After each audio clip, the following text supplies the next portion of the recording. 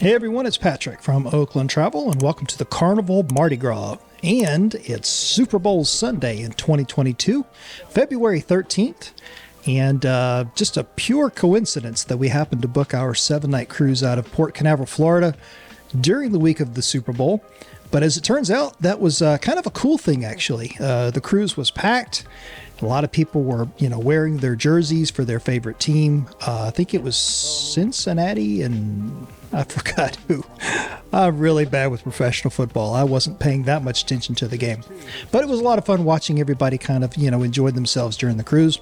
Carnival is the fun ship, and on the Carnival Mardi Gras on Super Bowl week, it is definitely a lot of fun.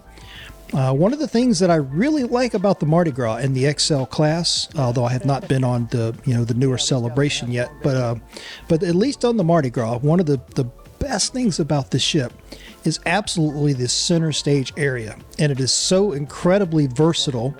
As you can see, where we've got some of the performers kind of rehearsing during the day and stretching and working out, and then you fast forward to like later that night during the Super Bowl, and all of a sudden the game's on the big screen, and it's just kind of the place to be to watch the game. And the center stage area is just so versatile, and it would be if you could build your own cruise ship where you could borrow ideas from other ships and other cruise lines, I would definitely grab the center stage area from Carnival and incorporate that into my own ship if I could do that. So, but February 13th of 2022, Super Bowl Sunday on the Carnival Mardi Gras.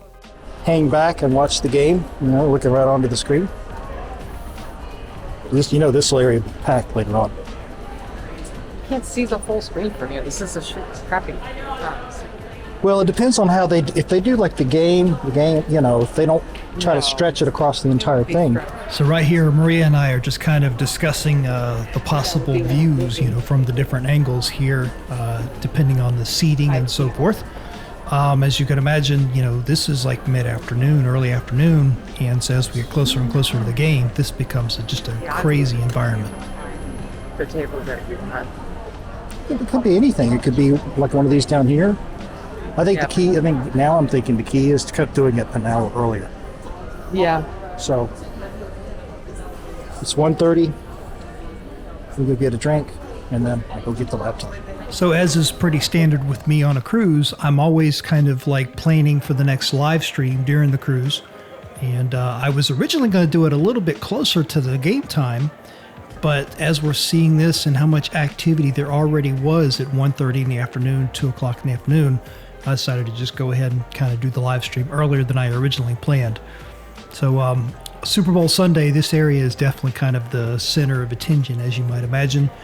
The performers down here getting a chance to do a little bit of stretching and working out and everything while they still can, because later on, I don't remember exactly what time. I mean, Super Bowl Sunday, probably every bit of 5 o'clock, 5:30, it starts to turn into a zoo. And then here it is now where the game has actually started.